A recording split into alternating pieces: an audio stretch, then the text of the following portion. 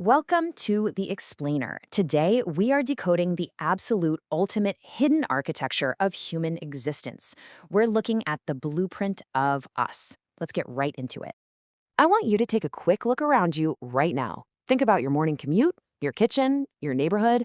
Amidst the total chaos of millions of us living side by side, what actually holds this whole thing together? Well, the answer is a massive, incredibly intricate, invisible engine that we all plug into every single day, the societal machine. So let's take it apart.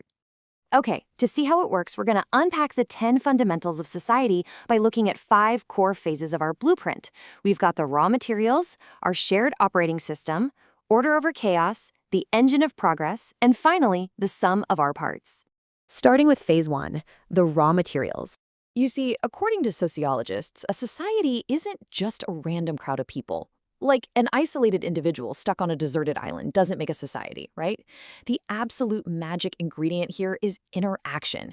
That is the initial spark that brings the whole machine to life. But, just interacting isn't quite enough on its own. We actually need 3 foundational bricks before we can build anything. First, obviously, the interacting people themselves. Second, those people have to start forming networks. We're talking family bonds, trade agreements, friendships.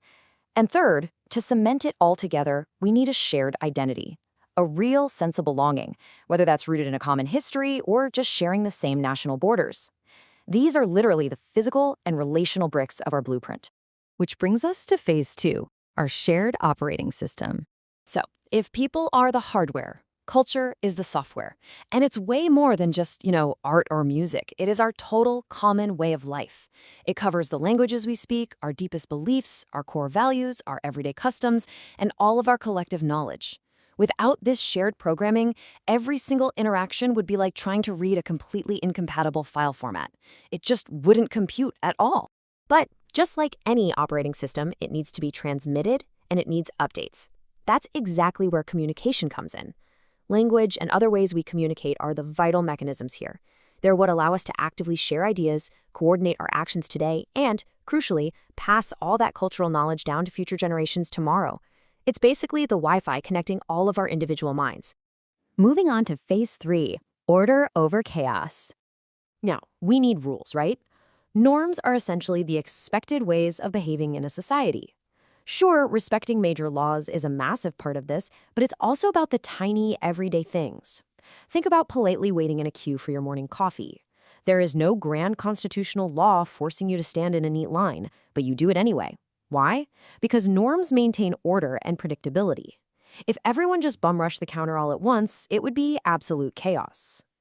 Now, what's really interesting here is how societies scale. As we grow, we build social institutions. These are organized systems designed specifically to fulfill our crucial human needs. It's honestly like a perfectly designed puzzle. Need to raise the next generation? Boom, we built the family institution. The need for knowledge? We created education. Producing goods? The economy. Law and order? Government. Every single major societal need has a dedicated structural pillar holding it right up. But how do we actually guarantee people follow the norms and support these institutions? Well, through social control. We use this incredibly delicate balance to maintain order, rewarding acceptable behavior and punishing harmful behavior. It's this constant, everyday push and pull of carrots and sticks that keeps the entire machine running smoothly. Next step, phase 4, the engine of progress. See, a society isn't just about barely surviving. It's about thriving. And the absolute engine driving that is cooperation. Just think about this for a second. No single person on Earth knows how to build something as simple as a computer mouse entirely from scratch. Mining the metals, refining the plastics, coding the firmware, doing all of that alone? Impossible. It requires the deep, deep cooperation of thousands of complete strangers.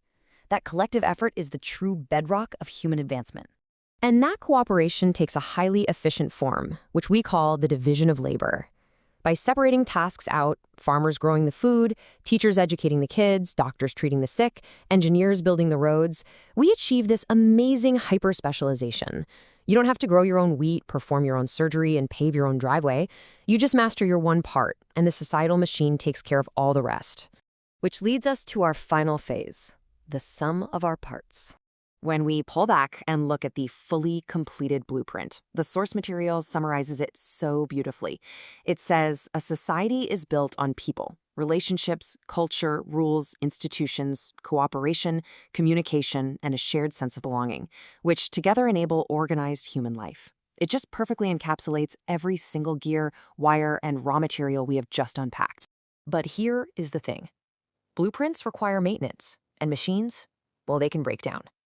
I want you to look closely at the invisible scaffolding holding your specific world together right now and ask yourself, which of these fundamentals, whether it's our shared culture, our institutions, or even just our basic sense of belonging, is most fragile in your community today?